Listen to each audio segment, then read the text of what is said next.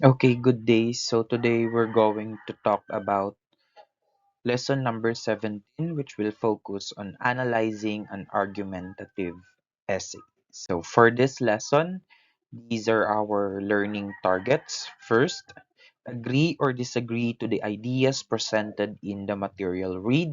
So basically, you're going to read an essay or an argumentative essay today, and based on the presented ideas on that specific essay, so you will express your agreement or disagreement to the ideas presented. Second, discuss the different types of debates. So later on, we will be discussing or enumerating the different types of debates, and I want you to give your insights about it. Third, use appropriate communicative styles for formal discussions. So later on, also these communicative styles will be discussed. Fourth, ayan, formulate interview questions and conduct an interview. And lastly, write a summary paragraph. So these are our learning targets, and hopefully we could somehow achieved it at the end of the discussion. So let's start the discussion. So first, let us discuss the art of argumentation. So when we say argumentation, it is defined as a form of discourse by which you try to persuade others to agree with you on a particular issue. So you are convincing your audience, you are persuading them that your statement is correct and you want them to become or to be part of your side. You are giving them evidences, you are giving them statements that support your claim. So that is argumentation. Also, we can divide it or we can categorize argumentation into two aspects, and those are conviction and persuasion. Conviction appeals mainly to logical reasoning. So basically, in this kind of argumentation, you are giving your audience or listeners facts about your side or about your position. You are giving them factual information. You are giving them evidences so that they will believe on what you are saying. And then in persuasion, it appeals to the emotions and seeks to produce action. So in this kind of argumentation, you are giving them your personal perspective on that specific topic that you are arguing or you are talking about. You are giving them your personal experiences, your perspective of that topic, and you are asking them to act after you have given your side of the issue. So that is persuasion. So in conviction, you are using factual information, you are using evidences to persuade your audience. Okay, you are using um, fact-based data. While on persuasion, you are using your own emotion and experiences so that you can convince your listeners to act or to make an action. So that is the two aspects, or those are the two aspects of argumentation. So next will be the attributes of a good proposition. So in argumentation, you have here a proposed claim or a proposed side. Okay? So when we say proposition, you are um you are presenting it in a debate. So debate is a formal process of argumentation. So if you will be talking to someone, if you will be having an argument to someone or with someone, debate is the most formal process or the most formal one. So you could conduct a debate wherein you will be presenting your arguments. It's either you are for or you agree on a specific issue, or you are against that specific issue, or you disagree to the point, or your points disagree with the given issue. Okay, so proposition expresses the main point of a certain issue. Okay, so this is your side. This is your main idea, main perspective on the issue that you are talking about. It is an element which the debaters must have to prove or disapprove. So, using your proposition, you will convince your audience and you will support your proposition with the facts or the experiences that you have gathered. Okay? And then the attributes of a good proposition, first, it must be debatable. So meaning arguments may be marshaled for and or against the issue. So there must be two sides of the proposition. And also it must be provable. So there must be reasons to prove. Okay, you must gather information about that proposition. Okay, you must have um, or you must present information about it. So that's the good characteristic or the good attributes of a proposition. It must be debatable, so there must be two sides of it. There's the for or the agreement side and the against side or the disagreement side. Okay, and then we we have it must also be probable meaning you could present information about the proposition or your claims as a debater. Next will be recognizing the types of proposition. So proposition could be categorized or could be divided into three types. The first one is proposition of fact. When we say proposition of fact, it is a statement which is focused largely on its truth or falsehood. So you will identify whether a certain piece of information is a factual one or it's a lie. Okay, so the arguments are focused on convincing the audience to accept the fact as a true or false. So you will be proving in a proposition of fact if the pieces of information that you are handling are true or false. Okay, so that's the first type of proposition. The second type is a proposition of value. So proposition of value focuses whether the argument is morally good or bad, right or wrong. So in here, you will identify if a certain action or if a certain information is a righteous one or is it a wrong one? Okay, so two propositions are thus compared, and the judging public is asked to evaluate which one is better. So that's what we are doing if we have proposition of value. So we are about to make judgment whether a specific information is good or bad.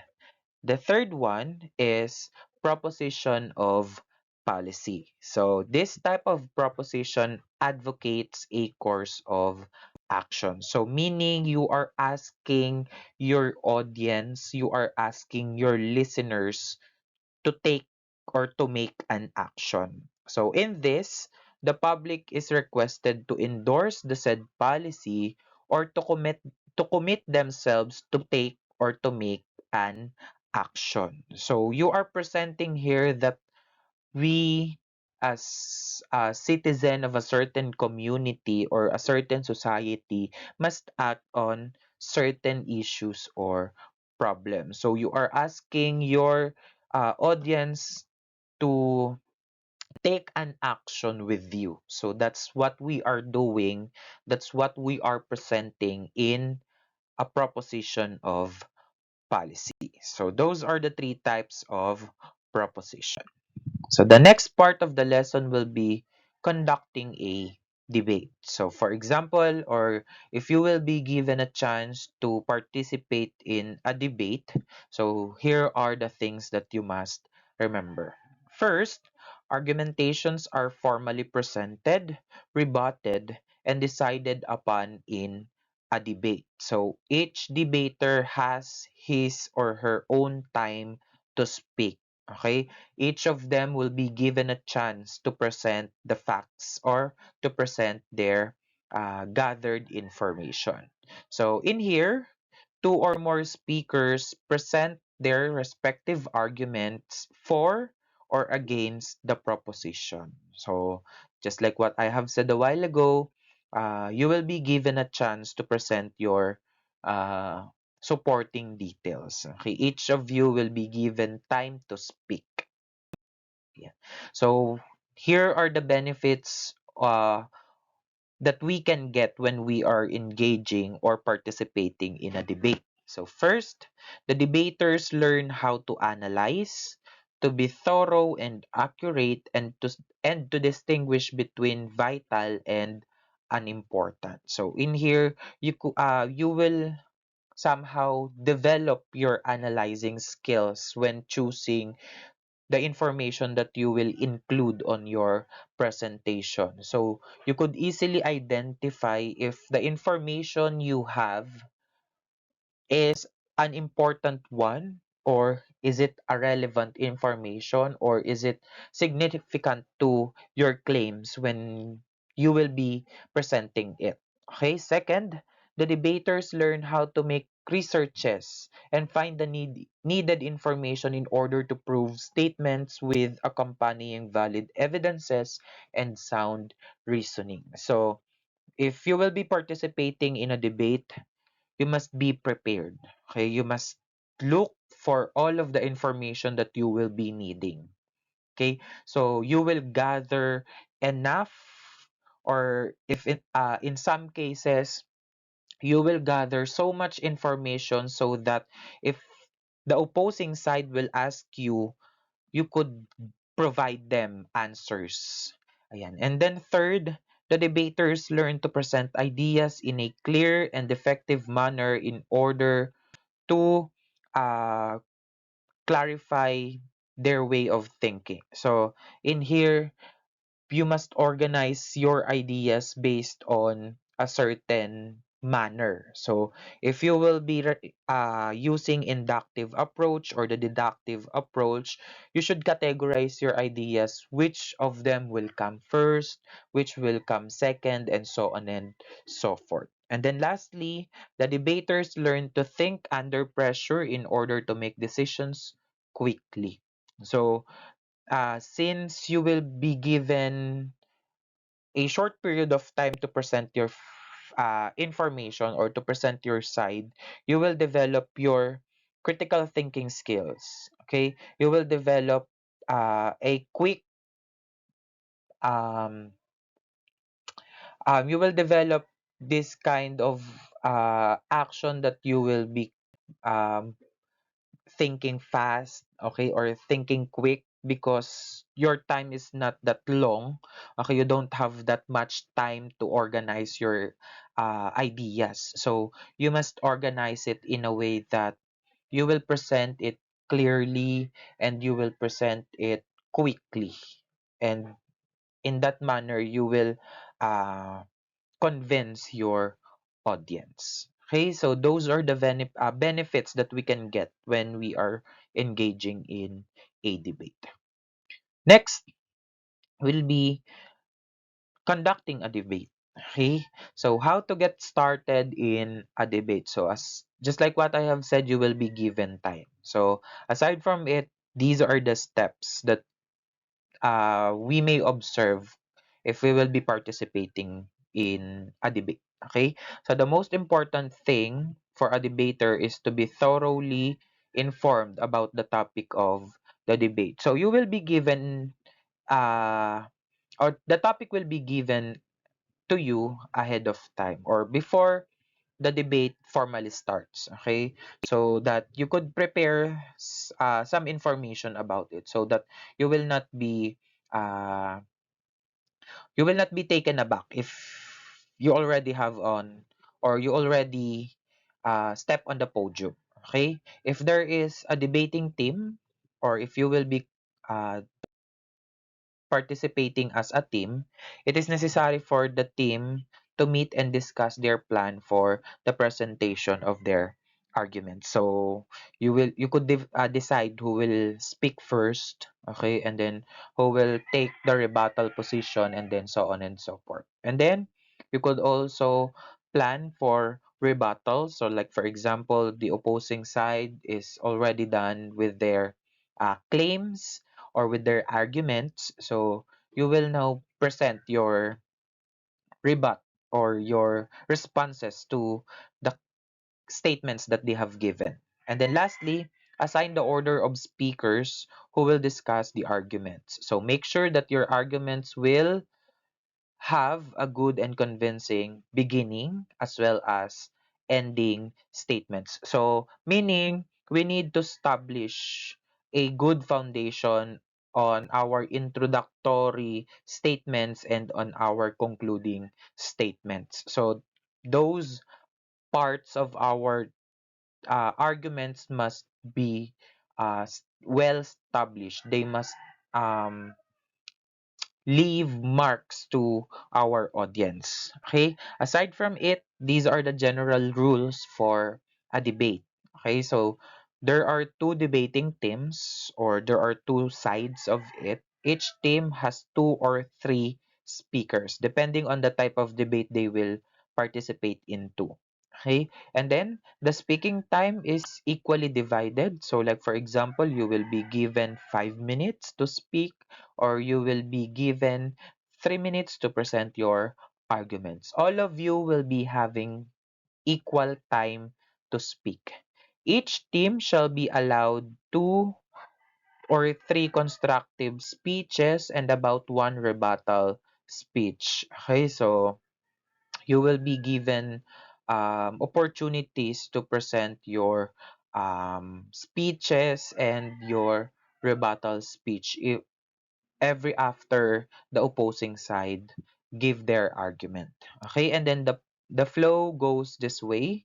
So the first one to speak will be the affirmative side, and then it will be followed by the negative side or the opposing team, and then the remaining speakers alternate with their constructive and rebuttal speeches thereafter. So affirmative, negative, and then we'll go back to the affirmative side with the rebuttal or rebuts or responses, and then the negative side will again be speaking to present their rebuts or their responses and so on and so forth, depending on the number of participants per team. So that's the flow of a debate.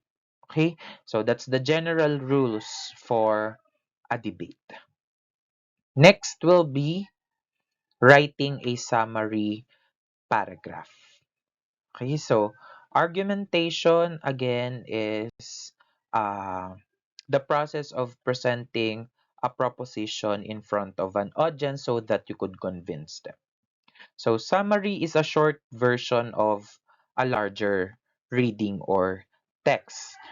It is not a rewritten version of the original piece and it does not have to be long. So for example, you have 10 paragraphs from the original piece. So the summarized version of it must be 1 to 2 paragraphs or 10% of the original piece. So in writing a summary, use your own words to express briefly the main idea and the relevant details of the selection you have. So always keep in mind that whenever you are writing a summary, all you need to look for are the relevant ideas and the main idea of the text. Okay, and then you will rewrite it using your own words. So the purpose of writing a summary is to give the basic ideas of the original text. Okay, so we are writing the summary so that readers could easily get the main idea of this specific text. So they will not be consuming much time just to read the text and look for its main idea. That's the purpose of summarizing. Okay, so steps when preparing to write a summary. First, In order for us to write a summary, we need to read uh, the purpose or the writer's purpose. Okay, why did the writer write this kind of text? We need to understand the reason behind him or her writing this specific text. And then after that, we're going to underline important words and phrases that we may encounter or that we encountered while reading the whole text. So the first one, we're going to read the text guided guided by the writer's purpose. Okay, and then the second one, we're going to identify the important words and phrases in that we can see in the text. And then after it, we're going to write a summary. And then after writing the first draft, we're going to read it. And if we find some irrelevant information, we could edit it out and revise our summary. And then after revising, we're going to read it again. And if we can no longer see any errors, we can now write our final draft. So that's the basic steps in writing a summary. Next will be about the text that you will be reading. So the text is written by Francis Bacon. So that's Francis Bacon. So Francis Bacon was an English philosopher, and he is also a statesman who served as Attorney General and as a Lord Chancellor of England. So he has been called the father of empiricism. So most of his text tells experiences and observation. So he developed a functional system for the cataloging of books by dividing them into three categories, and those are history, poetry, and philosophy. So that's one way of categorizing books or texts. So we could categorize them into these categories. So he was the first recipient of the Queen's designation. He was conferred in 1597 by Queen Elizabeth, and he was hired as the legal advisor of the Queen. Okay, so those are some basic information about Sir Francis Bacon. He has contributed a lot to the history of England and to the history of essay. So actually, Sir Francis Bacon brought essay to England. So from the characteristics of essay taken from the works of Michael de Montaigne, he brought those characteristics to England and introduced it to the English writers. So the text was entitled Of Youth and Age.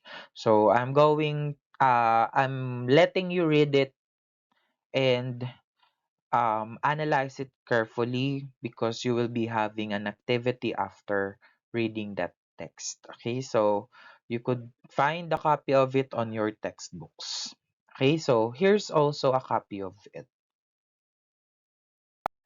So here's the second part or the second paragraph,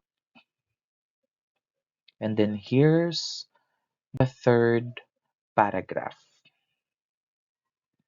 Okay, so as you have noticed, there are italicized words and also bold words or words in boldface. So those are some of the unfamiliar terms that you may encounter in the text. So here are their definitions. So cogitations is defined as the capacity to think or reflect.